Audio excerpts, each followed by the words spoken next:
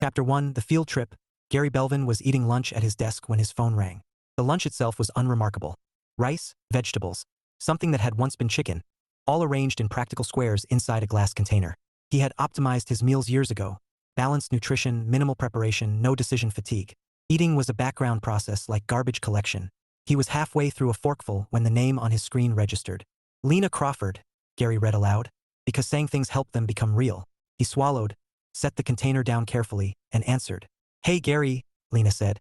She was his direct supervisor and one of the few people in the company who knew what he actually did. "Can you come up to the executive floor?" Gary checked his calendar out of habit. Nothing was on it except a recurring block labeled Think Time, which he respected the way other people respected church. "Sure," he said. "Did something break?" "No," Lena replied, which meant something had. "You're not in trouble. The CEO wants to talk to you." Gary processed this, searching for relevant error logs in his memory. None appeared. "Okay," he said. "I'll bring my notebook." "You always do," Lena said and hung up. Gary stood, sealed his lunch container, and slid it into his backpack. He moved through the office unnoticed, which suited him fine. 6 years at the company and he still wore the expression of someone who had just wandered in by accident. People occasionally stopped him to ask where the bathrooms were. He found it funny. The world liked to assume patterns. The executive floor smelled different. Less coffee, more citrus. The CEO's office door was open, and inside sat Martin Hale, founder, billionaire, and former basement entrepreneur. Leaning back in his chair like gravity was optional. Lena stood beside him, tablet in hand. "Gary," Martin said, smiling wide. "There he is. The ghost in the machine." Gary nodded politely. "Hi, sit," Martin said, gesturing. "Relax. This isn't a firing." "That's good," Gary said and sat. Martin clasped his hands. "We're looking at acquiring a minority stake in a startup. Small team, big idea. And before anyone turns it into a spreadsheet massacre, I want your eyes on it." Gary waited. "You're good at seeing what breaks before it breaks," Lena added. "And you don't care about hype." Gary considered this. "Hype is untestable." Martin laughed. "Exactly. We want you to meet them, evaluate the product, see if it can scale without losing its soul." Gary blinked. "I don't usually interact with souls." "That's what makes you perfect," Martin said. "Field trip." Gary felt something unfamiliar flutter in his chest. Not anxiety, not excitement, curiosity. "I love this job," Gary said, surprising himself. "Now I get to go on field trips." They laughed and the meeting ended with addresses, names, and a project summary that Gary read 3 times in the elevator. The startup occupied the second floor of a converted warehouse that still smelled faintly of sawdust and ambition. The sign on the door was handwritten. Gary knocked anyway. A man with paint on his jeans opened it. "You must be Gary." "Yes," Gary said. "How did you know?" "You look like you were sent by a corporation," the man said cheerfully. "I'm Ben. Come in."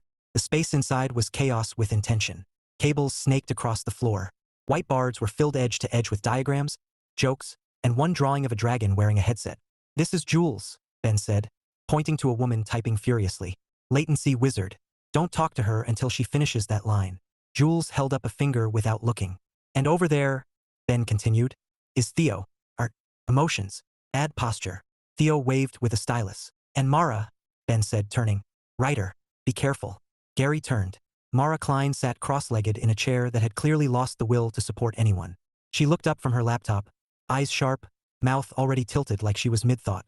"So you're the evaluator," she said. "Do you come with a clipboard or do you grow one later?" Gary paused. "I didn't bring a clipboard." "Pity," she said. "I was hoping to dramatically knock it out of your hands." "I could bring one tomorrow," Gary offered. Ben laughed. Mara studied Gary for a long moment, then smiled. Not unkindly, but not safely either. "Okay," she said. "I like him." They walked him through the system. Gary listened. He took notes. He asked nothing. The code was clean. Not perfect, but honest. The kind written by people who expected others to read it someday. Latency solutions were elegant. Documentation was thorough. Gary felt something else unfamiliar. Respect. "So," Ben said eventually. "Thoughts?" Gary closed his notebook. "Your architecture assumes goodwill from players." "Yes," Mara said. "People are better when you don't punish them for existing." "That's risky," Gary said. "But not wrong." She tilted her head. "Is that a compliment?" "Yes." She grinned. "Careful. You'll get promoted to human." Gary hesitated, then said, "I'd like to stay longer, if that's okay." Ben blinked. "We didn't ask you to." "I know," Gary said. "But there are a few things that could break under load, and a few that shouldn't be fixed at all." Mara closed her laptop slowly. "Well," she said, "look at that. The corporate man wants to help." Gary met her gaze. I don't want to help. I want to understand. Something shifted in her expression. Just slightly. Then pull up a chair, Gary Belvin, she said. Welcome to the mess. And for the first time in a very long while, Gary felt like he'd stepped into a system where the variables weren't terrifying. Just interesting. Chapter 2 Legacy Code. By Wednesday morning, Gary Belvin had rearranged his life. Not emotionally. Practically. He arrived at the warehouse at 8:12 a.m., 12 minutes later than his usual start time, because the indie team did not begin work until 9 and he had learned, through observation not instruction, that arriving too early made people uncomfortable. The building was quiet except for the hum of old pipes and the softer hum of servers tucked into a corner that smelled faintly of dust and citrus cleaner. Gary liked it. He sat up at an empty table with his laptop, notebook, and a mug that said World's Okayest Programmer, which Ben had insisted he borrow. Gary did not understand the joke but appreciated the sentiment. At precisely 8:59, the team began to arrive. Jules swept in first, hair in a knot, eyes already focused on something no one else could see. She nodded once at Gary and immediately began typing. Theo followed, carrying a tablet and a bag of pastries that he dropped on the central table like an offering. Morning, corporate, Theo said. We eat feelings here. Gary stood. Good morning. Thank you for the pastries. Theo squinted. You're welcome. Ben arrived last, coffee in hand, energy already set to maximum. And there he is, Ben said. Our favorite non-hostile audit. Gary considered correcting him, then decided against it. Mara came in quietly. She didn't announce herself. She didn't greet anyone. She simply appeared at her desk, dropped her bag, and opened her laptop with the air of someone resuming an argument they'd left unfinished. Gary noticed immediately, and then noticed that he'd noticed. This troubled him.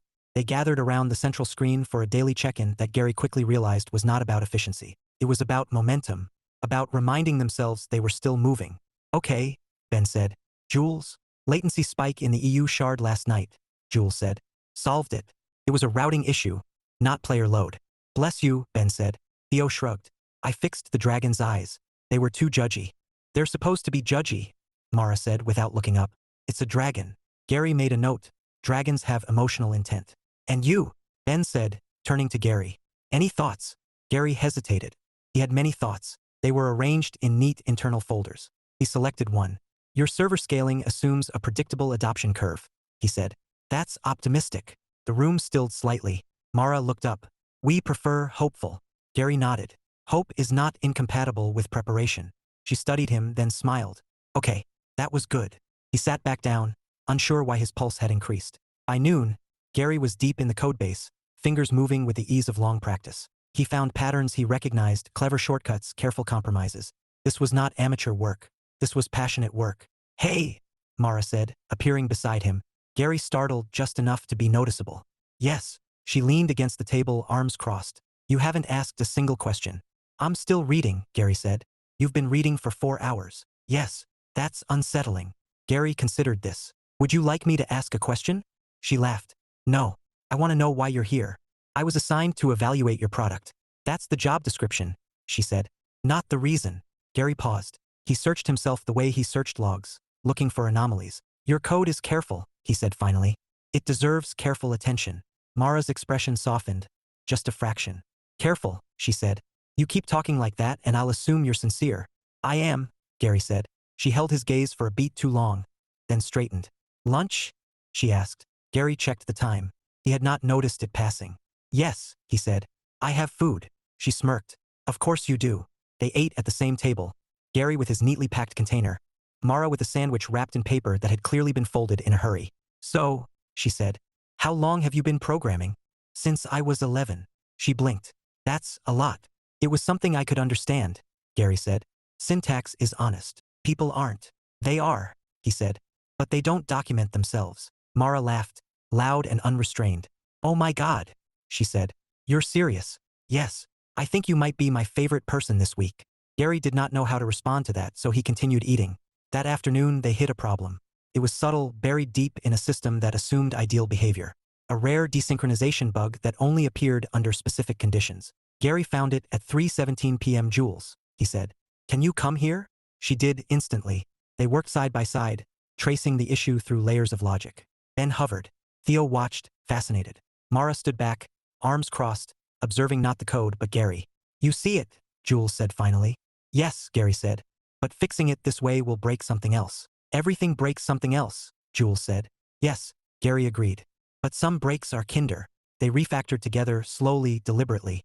When it was done, the system ran smoother, not faster but more resilient. That was, Ben began. Actually beautiful. Gary closed his laptop. It was your solution. I just helped articulate it. Mara raised an eyebrow. You always talk like that? I try not to take credit for things I didn't build, Gary said. That's dangerous, she said. People will walk all over you. Gary shrugged. I notice patterns. She smiled again, softer this time. By the time Gary left that evening, the sun was low and his mind was louder than usual. He replayed conversations, inflections, smiles. This was inefficient. At home, he opened his laptop, intending to review his notes. Instead, he opened a blank document. He stared at it for a long time. Then, carefully, he typed, observation. Working with team induces increased cognitive noise.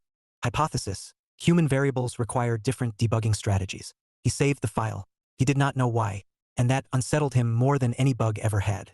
Chapter 3, Merge Conflicts. By Friday, Gary Belvin had identified 7 structural risks in the game's long-term sustainability, and exactly one problem he did not know how to solve. It was named Mara Kline. The technical issues were manageable. Some were elegant, some were irritating, and one, related to concurrent expansion deployment, was quietly dangerous in a way that would only reveal itself under success. Gary cataloged them carefully, attaching solutions where solutions belonged and warnings where they did not. But the human issue refused to stay in a neat column. It began that morning with an email from Lena Crawford. Subject, quick check-in, how's it looking? CEO wants preliminary impressions by Monday. Nothing formal yet, just directionally honest. Gary stared at the screen longer than necessary.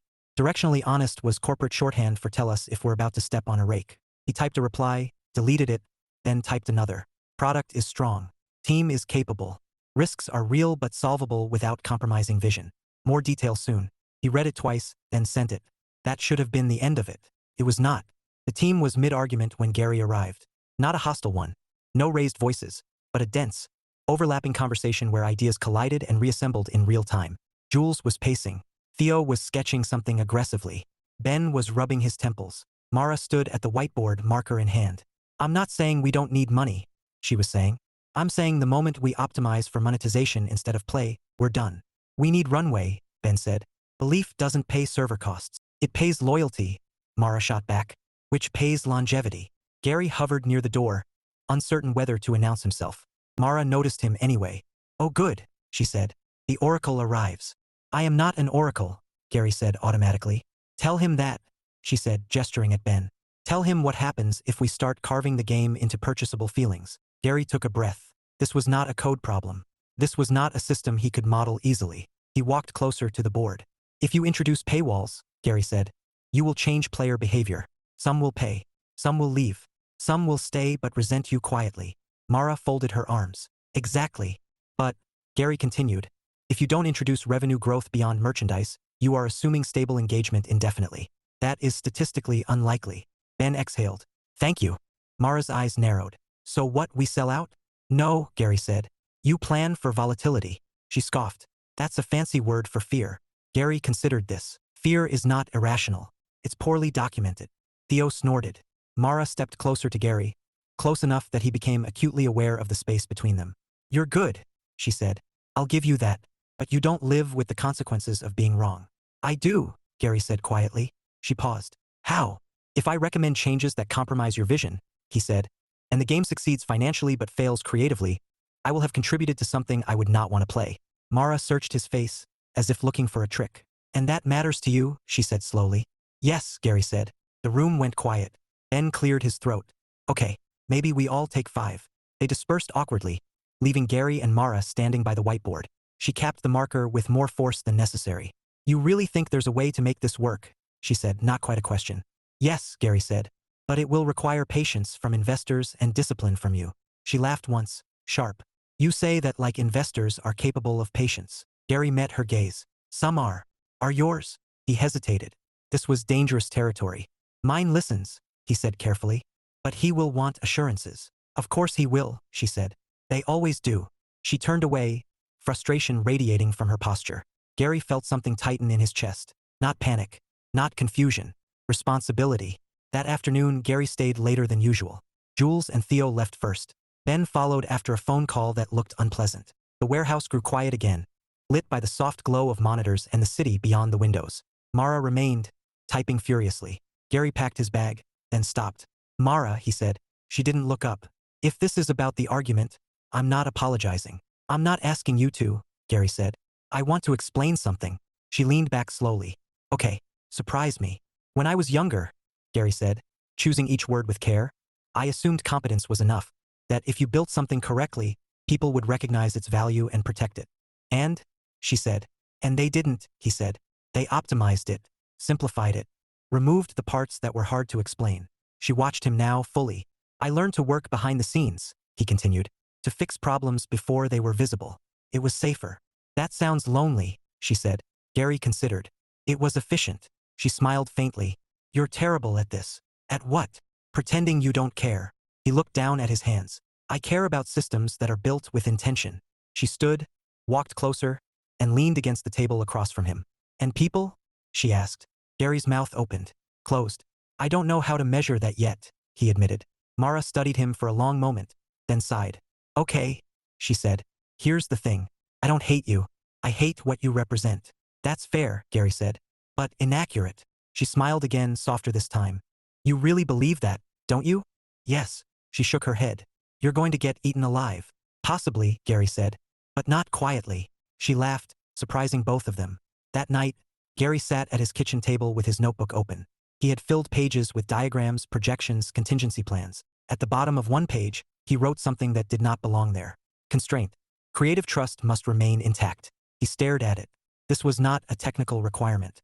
This was a value judgment. Gary closed the notebook. On Monday, he would have to speak plainly to people who preferred leverage over nuance. For the first time in his career, he was not optimizing for safety. And the realization was both terrifying and, against all logic, invigorating.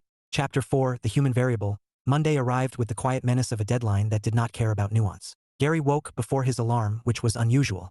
He lay still for several minutes, staring at the ceiling, mentally rehearsing conversations that had not yet happened. This too was unusual. Normally, his thoughts arranged themselves into tidy cues. Today they collided. He dressed, ate, and commuted on autopilot, his mind returning again and again to the same unresolved function call. How to explain value to people who measured worth in leverage. When he arrived at the warehouse, Mara was already there. She sat at her desk, knees pulled up, mug cradled in both hands. Her hair was messier than usual, her expression thoughtful in a way that made Gary hesitate before speaking. Good morning, he said. She looked up, startled, then relaxed. Hey, you're early. I had a meeting later, Gary said. I wanted to review my notes first. She nodded, then, after a beat, said, You look like you're about to testify before Congress. I am unfamiliar with that sensation, Gary said, then reconsidered. But I am under stress. She smiled faintly. Yeah. Me too. They worked quietly for a while, the shared silence less awkward than it had any right to be. Gary reviewed projections. Mara edited dialogue trees, occasionally muttering to herself. 10:03, Ben clapped his hands. Okay, he said. Gary's got to go sell our souls. Last chance to yell at him. Mara didn't laugh. Instead, she stood. Walk with me. Gary followed her to the small balcony that overlooked the street. The city hummed below, indifferent. She leaned against the railing. You don't owe us anything, she said. I know that. I am aware, Gary said. But, she continued, if they start pushing for changes we can't live with, I need you to say so. Not soften it. Not translate it into corporate. Gary met her eyes. I intend to be precise. She snorted. That's not what I meant. I know, he said. But it is what I can offer. She studied him, then nodded once. Okay, then I'll take it. As he turned to leave, she added, Gary. Yes. If this goes badly, she said. I don't blame you. He paused. If it goes badly, he said carefully, it will not be because of honesty. She watched him go, an unreadable expression on her face. The executive conference room was all glass and polish. Martin Hale sat at the head of the table, Lena beside him, a legal advisor and a finance lead on either side. Gary, Martin said, tell us a story. Gary sat, placed his notebook on the table and did not open it. The product is viable, he said. The team is disciplined. The architecture is strong. Good, the finance lead said. And the risks? They are resisting monetization strategies that rely on player frustration, Gary said. That is not naivete. It is a design principle. The legal advisor frowned. Principles don't pay dividends. No, Gary agreed. But trust pays retention. Martin leaned forward. And retention pays dividends. Gary nodded. Eventually, if you allow it to. Silence followed. They will not accept intrusive monetization, Gary continued. If forced, they will compromise. If compromised, the game will lose its differentiator. And if we don't force it? Lena asked. Then growth will be slower, Gary said, but more stable. Merchandise revenue will scale with community size. Expansion cycles can be monetized indirectly through engagement-driven demand. The finance lead side. That's speculative. Yes, Gary said, but so is aggressive monetization. The difference is which failure mode you prefer. Martin smiled slowly. I like this part. The choosing. Gary met his gaze. If you want a short-term return, this is not your investment. If you want a long-term ecosystem, it is. And your recommendation? Martin asked. Gary felt the weight of it then, not abstract, not theoretical. Human. I recommend investment, he said, with contractual protections for creative control. No pay-to-win mechanics. No artificial scarcity. The finance lead opened her mouth. Martin raised a hand. And if they fail? Gary answered without hesitation. Then they fail honestly. The room went quiet again. Finally, Martin laughed. God, I miss when things were simple. He leaned back. All right, draft terms with guardrails. Minority stake. Patience baked in. Lena blinked. Seriously. Martin grinned. I trust my ghost. Gary exhaled. Slowly. Only then realizing he'd been holding his breath. That evening, Gary returned to the warehouse. The team looked up as he entered, tension thick in the air. Well? Ben asked. Gary set his bag down. They're interested. With conditions. Mara stepped forward. Whose conditions? Yours, Gary said. And theirs.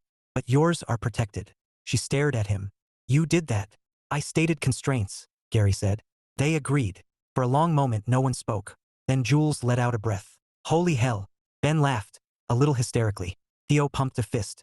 Mara walked toward Gary slowly, then stopped in front of him. You risked something, she said. Yes, Gary said. Why? Gary swallowed. This was harder than the meeting. Because I believe in what you built, he said. And because I did not want to be the reason it changed into something you wouldn't recognize. Her eyes softened, something vulnerable flickering there. You're not who I thought you were, she said. I am, Gary replied. Just more so. She laughed quietly, then surprised him by stepping closer and hugging him. Briefly, awkwardly, but undeniably. Gary stood very still, heart racing, arms hovering before settling lightly around her shoulders. When she pulled back, she looked embarrassed. Sorry, she said. Impulse. It was acceptable, Gary said, then winced internally. I mean, thank you. She smiled. You're really bad at this. I am improving, he said. She held his gaze, something unspoken passing between them. Yeah, she said softly. You are. And for the first time, Gary realized that the most unpredictable variable in his life was no longer the system. It was the possibility that he might want something that could not be debugged. Chapter 5, Scope Creep. Success announced itself quietly, the way disasters often did. It began with an email titled Demo Confirmed and ended with 3 exclamation points that Gary found statistically suspicious. The publisher showcase was scheduled for Thursday afternoon. An unscripted, live environment demonstration in front of press, partners, and a handful of investors who believed confidence was the same thing as certainty. The team had agreed to it because saying no felt like tempting fate. Gary had not objected. This was his first mistake. By noon on Thursday, the warehouse felt different. Tighter. The usual background noise of typing and quiet music had sharpened into something brittle. Jules paced. Theo redrew the same environment asset for the 3rd time. Ben refreshed his inbox like it might explode. Mara sat very still. Gary noticed this immediately and tried not to. Everything is fine, Ben said for the 5th time. We've run this demo 20 times. 20 times under ideal conditions, Gary said, not looking up from his laptop. Ben grimaced. You're not helping. I am preparing, Gary said. Those are not mutually exclusive. Mara finally spoke. What aren't you telling us? Gary hesitated. There is a potential concurrency issue, he said. Low probability. High impact. Jules stopped pacing. How low? Gary considered. 1 to 2%. Ben laughed, a little hysterically. That's nothing. That is not nothing, Gary said. That is roulette. Mara stood. Can we mitigate it? Yes, Gary said. But not without changing how instances hand off player state. And that risks? Introducing new bugs, Gary finished. Yes. The room fell silent. So we either risk a 1% catastrophic failure, Ben said slowly, or we risk a 5% moderate failure. Gary nodded. Correct. Mara exhaled. God, I hate math. She looked at Gary. What would you do? This was new. Not what does the model say, but what would you do? Gary closed his laptop. I would accept the moderate failure, he said. It is visible, recoverable, and honest. Catastrophic failure erodes trust. Mara held his gaze. Okay. Ben blinked. That's it. Yes, Mara said. We do it. They refactored. Slowly, carefully, together. Gary did not take over. He guided. He asked questions. He explained tradeoffs without condescension. Jules implemented with surgical precision. Theo adjusted visual cues to mask loading inconsistencies. Ben coordinated messaging, preparing contingency language no one wanted to use. By 2:47 p.m., the build was stable. Not perfect, but resilient. They stared at the final test run as it completed without incident. Ben slumped into a chair. "I'm going to throw up." "You don't have time," Mara said. "We go live in 13 minutes. The demo began. Gary stood off to the side, out of frame, watching metrics scroll across his screen. Player connections spiked. Latency held. CPU usage climbed, then leveled off. So far, so good. Mara narrated the opening sequence with practiced ease. Her voice confident, her words sharp and vivid. Theo's art shimmered. Jules' systems hummed. At minute 12, it happened. A flicker. A hitch. Gary's heart rate spiked. "Moderate failure," Jules muttered. The screen stuttered, then recovered. A brief pause. A visible but non-fatal hiccup. Mara didn't miss a beat. "And that," she said smoothly, "is what happens when a living world adapts in real time." The audience leaned in, not away. Gary exhaled. The demo ended to applause. Actual applause. Ben looked like he might cry. Jules grinned. Theo fist-bumped the air. Mara turned to Gary. She didn't say anything. She just smiled. They celebrated that evening with cheap pizza and warm beer, sitting on the floor because the chairs had been commandeered for cables and monitors. "To not exploding," Ben toasted. "To visible failure," Jules added. "To dragons with better eyes," Theo said. Mara raised her slice. "To Gary. For choosing the Kinderbreak." Gary froze, mid-bite. "I did not," he began. "Stop," Mara said. "Just stop." They clinked pizza slices. Later, when the others drifted away to clean up or take calls, Gary found himself alone with Mara near the balcony doors. The city glowed outside, indifferent and vast. "You were calm," she said. "I was not," Gary replied. "I was internally distressed." She laughed softly. "You hide it well. I am practiced." She leaned against the railing. "You know what scares me?" Gary waited. "That this works," she said. "That we succeed and everything changes anyway." Gary nodded. "Change is unavoidable." "Not all change is progress," she said. "No," he agreed. "But stagnation is a kind of decay." She looked at him sideways. "You're very philosophical for a man who thinks feelings need documentation." "I am learning," Gary said. She studied him, then said quietly, "You don't flinch when things go wrong." "I do," Gary said. "I just don't panic." "That's rare," she said. "And dangerous." "Why dangerous?" "Because people start leaning on you," she said. "And one day you realize you're holding more than you meant to." Gary considered this. "I am capable of carrying weight," he said. She smiled, something sad flickering there. "I believe you." They stood in silence, the space between them charged and uncertain. Mara spoke first. "Can I ask you something personal?" Gary's pulse quickened. "Yes. Why don't you date?" The question landed awkwardly, like an unexpected exception. "I have not prioritized it," Gary said honestly. "Why?" He searched for the right abstraction, found none. "Because I am not efficient at it," he said. "And because I did not believe it was necessary for fulfillment." "And now?" she asked. Gary met her eyes. "Now I am less certain." The city noise drifted up around them. A car horn, laughter, life, continuing. Mara stepped closer. "Gary," she said softly. He held very still. For a moment, just one, it felt like something inevitable was about to compile. Then Ben's phone rang loudly inside, shattering the moment like a dropped glass. Mara stepped back, blinking. "Right?" she said. "Timing. Classic." "Yes," Gary said, disappointed by how much that word contained. She smiled, a little rueful. "We should not do this tonight." "I agree," Gary said. "This environment is unstable." She laughed. "You are unbelievable." "And yet," he said, "here we are." She touched his arm briefly, just enough to register, not enough to linger. "Get home safe, Gary Belvin." "You as well," he said. As he left, Gary realized something important. The system was no longer the most complex thing in his life, and for the first time he wasn't sure he wanted it to be. Chapter 6, Soft Launch. The consequences did not arrive with fanfare. They arrived as an email at 6:42 a.m., marked for your eyes only, and Gary Belvin read it standing in his kitchen, one hand on the counter, the other holding his phone like it might dissolve if he squeezed too hard. From Lena Crawford. Subject: Update. Indie studio investment. Board-approved minority investment pending final language. Finance unhappy. Legal cautious. CO unmoved. Your name appears in more places than you might like. Gary reread the message twice, then a third time slower. This was the cost he had abstracted but not truly internalized: visibility. Tension. People noticing the quiet parts of the system. He set the phone down and stared at the wall while his coffee cooled. This, he realized, was what it felt like to be in scope.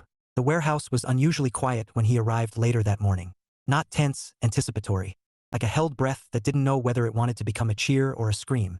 Ben sat at the central table, laptop open but untouched. Jules leaned back in her chair, arms crossed. Theo pretended to sketch, though his stylus hovered uselessly above the screen. Mara wasn't there. Gary noticed immediately and pretended not to. "Morning," he said. Ben looked up. "You look like someone kicked a hornet's nest." "I may have nudged it," Gary said. Jules raised an eyebrow. "That bad?" "Not bad," Gary said. "Just loud." As if summoned by the word, Mara appeared in the doorway, jacket half on, hair damp from the cold. She took in the room, then looked at Gary. "Walk with me," she said. It was not a request. They didn't go to the balcony this time. They went down the stairs, out into the street, where the city noise filled the spaces between words. They walked without direction for half a block before Mara stopped. "So," she said, "we got the call." Gary nodded. "So did I." "They want changes," she said flatly. "They want assurances," Gary corrected. "That's different." She crossed her arms. "It always starts that way."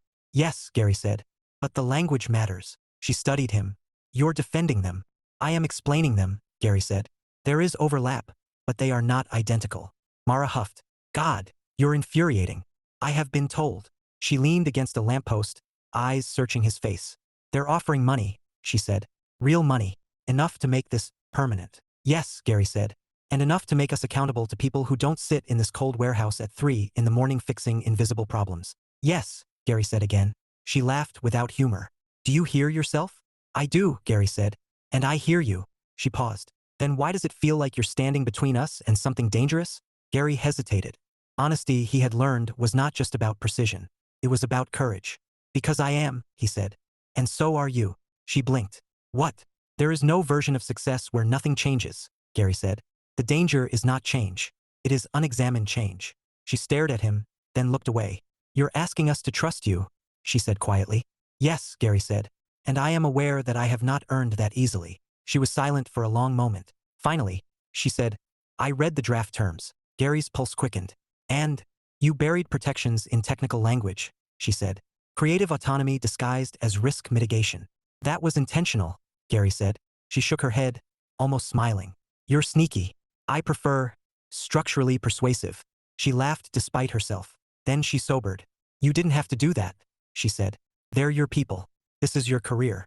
Gary met her gaze. "This is my integrity." The word hung between them, heavier than either expected. Mara's voice softened. "You know they're not thrilled with you, right?" "Yes," Gary said. "I have been professionally tolerated for years. This is new." "And you're okay with that?" Gary considered the question carefully. "I am uncomfortable," he said, "but not regretful." She stepped closer, close enough that the city seemed to recede. "You're a strange man, Gary Belvin." "Yes," he said, "but consistent." She smiled, then reached into her jacket pocket and pulled out a folded sheet of paper. "What's that?" Gary asked. "My resignation letter," she said lightly. His breath caught. "You're leaving." "No," she said. "I wrote it in case they tried to push us somewhere I couldn't follow." She unfolded it, then tore it cleanly in half. "Didn't need it," she said. Gary felt something warm and terrifying bloom in his chest. "That was not necessary," he said. "I know," she replied. "But it felt good." They stood there, the torn paper fluttering briefly in the wind before disappearing into the gutter. "Gary," she said. "Yes, you didn't just help the game," she said. "You helped me stay." He swallowed. "I am glad." She searched his face, something unguarded there now. "Why does that sound like more than you mean?" she asked. "Because," Gary said slowly, "I am still calibrating my language." She smiled. "Then let me help." She leaned in, not fast, not impulsive, but deliberately, giving him time to retreat. He didn't. The kiss was brief, awkward, entirely unscripted. When they pulled apart, both looked stunned. "Well," Mara said faintly, "that happened." "Yes," Gary said. "That was statistically significant." She laughed, pressing her forehead briefly to his chest. "God, you're impossible." "And yet," he said. She looked up at him, eyes bright. "Soft launch," she said. "We don't announce anything yet." "I agree," Gary said. "Beta phase." She grinned. "Exactly." They walked back toward the warehouse together, not touching, but closer than before. Inside, the team looked up as they entered. Ben squinted. "Did something change?" "No," Gary said. Mara smiled. "Everything." And for once, Gary didn't feel the need to correct her. Chapter 7, Production Environment Distance, Gary Belvin learned, was a far more aggressive variable than latency. 2 weeks passed after the soft launch of everything that wasn't quite a relationship. The game moved forward in careful, deliberate increments. Contracts were revised. Terms were negotiated. The studio remained independent, protected by language so precise it bordered on poetic. Gary returned to his office downtown. The old routine welcomed him back without judgment. His desk was where he'd left it. His monitors glowed with familiar dashboards. Problems behaved themselves, lining up neatly to be solved. And yet, he found himself checking his phone more often than necessary. He reread messages from Mara not for information, but for tone. He drafted replies, deleted them, rewrote them with unnecessary precision. This, he realized, was inefficient. On Wednesday afternoon, Lena appeared at his desk. "Got a minute?" she asked. "Yes," Gary said. "I have many." She smiled thinly and pulled up a chair. "You made waves," she said. "Yes," Gary replied. "Finance is unhappy. Legal is cautious. And you," she said, tapping the desk lightly, "are suddenly visible." Gary processed this. "I am not attempting to be disruptive." "I know," Lena said. "That's what's worrying them." She studied him. "Do you regret it?" "No," Gary said immediately. Lena nodded. "Good, because they're offering you something." Gary felt his stomach tighten. "What?" "A promotion," she said. "More authority, more oversight, less invisibility." Gary's first instinct was to refuse. His second was to analyze the implications. "And the studio?" he asked. "They want you to oversee integration long-term," Lena said. "Be the bridge." Gary hesitated. This was not a neutral offer. This was a trade. "I will consider it," he said. Lena stood. "You always do." After she left, Gary stared at his screen without seeing it. More authority meant more meetings, more exposure, less time spent quietly fixing things before they broke. It also meant proximity. He picked up his phone. Mara was knee-deep in rewrites when Gary called. She answered on the third ring. "Hey." "Hello," Gary said. "Are you busy?" "Yes," she said. "But I'd rather talk to you." This made something warm and unsettling bloom behind his ribs. "I have news," he said. "Good or complicated?" she asked. "Yes," Gary said. She laughed. "Okay, try me." "They are offering me a promotion," he said. "Increased oversight of the studio." There was a pause. "Is that what you want?" Gary closed his eyes. "I am uncertain." "Because it means more pressure," she said. "More interference." "Yes," Gary said. "But also more protection." Another pause. He could hear her thinking, the quiet hum of it. "And if you say no?" she asked. "Someone else will be assigned," Gary said. "Someone less invested in constraints." She exhaled slowly. "That's not fair." "No," Gary agreed. "But it is predictable." "So you're choosing between your comfort and our safety," she said. "Yes," Gary said. "And us?" she asked softly. The question landed gently and heavily all at once. "I am factoring that in," Gary said. "Though I acknowledge my model is incomplete." She smiled. He could hear it in her voice. "You're really something." "I am aware," he said. "This is not a selling point." "Gary," she said, "I don't want you to disappear into management for us." "I would not disappear," he said. "I would simply be louder." She laughed quietly. "God help us." There was a beat. "Come here," she said. Gary blinked. "Now?" "Yes," she said. "I'm tired of beta testing this." Gary checked the time, checked his calendar, checked himself. "I will leave shortly," he said. "I'll put the kettle on," she replied. "Don't optimize your route." "I cannot promise that," he said. She hung up smiling. The warehouse looked different in the evening.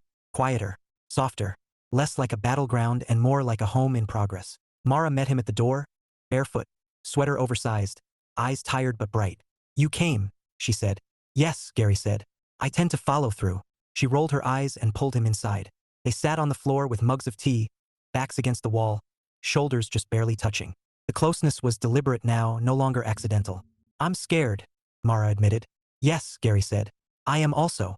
She glanced at him. "You don't say that often." "I am practicing," he said. She smiled. "If you take the promotion, I will insist on boundaries," Gary said. "Clear interfaces, explicit constraints. And if they don't listen?" Gary looked at her. "Then I will be visibly difficult." She laughed, leaning her head against his shoulder. "I like that version of you." He hesitated, then rested his head gently against hers. "I am trying to like him too," he said.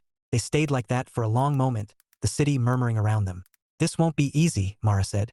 "No," Gary agreed. "But it will be intentional." She turned to face him. "That's all I ask." He met her gaze, steady now. "I will accept the promotion," he said. "With conditions." She smiled. "Of course you will." And, he added, heart racing, "I would like to stop pretending this is casual." Her smile softened into something real and unguarded. "Good," she said, "because I'm terrible at pretending." They kissed again. Less awkward this time, slower, certain. When they pulled back, Mara rested her forehead against his. Production environment, she murmured. No more sandbox. Gary smiled. Yes, he said. Live system. Chapter 8 Release Candidate. The launch did not feel like an ending. It felt like a beginning that had been tested thoroughly and approved with caution. Gary Belvin stood at the back of the warehouse on release morning, hands folded loosely behind him, watching the team move with the calm efficiency of people who had already survived worse. Screens glowed. Coffee cups multiplied. Jules monitored metrics with the intensity of a priest at confession. Theo adjusted final assets that no one but him would ever notice. Ben paced, then stopped pacing, then paced again. Mara sat at her desk, calm in a way that felt earned. Gary felt something shift in his chest. Not nerves, exactly.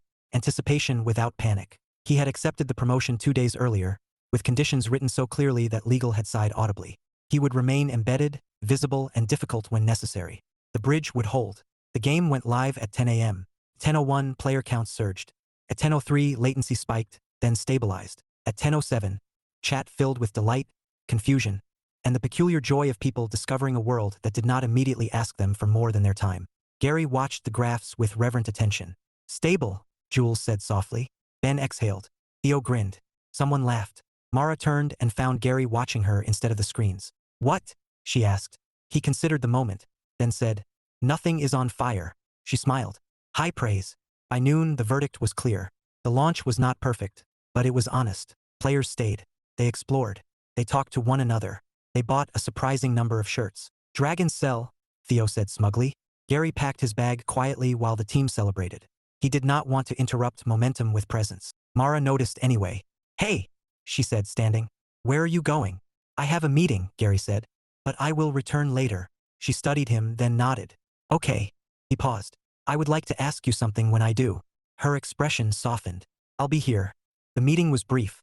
Martin Hale smiled the way men do when something risky works. Well done, he said. You made it complicated enough to survive. Gary nodded. That was the intent. And the studio? Thriving, Gary said. Within expected variance. Martin laughed. You're impossible. Yes, Gary said. But useful. When Gary returned to the warehouse, evening had fallen. The team had dispersed, leaving the space quiet again. Only one light remained on. Mara sat on the floor near the balcony doors, jacket beside her, city glowing beyond the glass. You came back, she said. Yes, Gary said. As stated. He sat beside her, close enough that their shoulders touched without ceremony. They loved it, she said softly. Yes, Gary agreed. But more importantly, the players did. She leaned her head against his shoulder. He did not freeze this time. Gary, she said. You said you wanted to ask me something. Yes, he said. He turned to face her, heart racing. Not wildly, but decisively. I am not good at ambiguity, he said. Or at pretending outcomes do not matter. She smiled gently. I've noticed. I would like to be explicit, he continued. I am interested in a relationship that is intentional, honest, and not optimized for escape. Her breath caught just slightly. I am not asking for perfection, he said. I am asking for commitment to iteration. She laughed, eyes bright. You're asking me out. Yes, Gary said. On purpose. She took his hands, warm and steady. I accept, she said. On purpose. They kissed, unhurried, certain, the kind that did not feel like a risk but a choice. Outside, the city continued doing what it always did. Inside, something new compiled successfully. Gary rested his forehead against hers. I cannot promise I will always understand the room, he said. I can't promise I won't change the script mid-scene, she replied. He smiled. We will document assumptions. She laughed. God, I love you. He paused just a fraction of a second, then said it back plainly and without abstraction. I love you too. For the first time in his life, Gary Belvin was not trying to disappear into the system. He was choosing to be seen, and the release candidate against all odds was stable.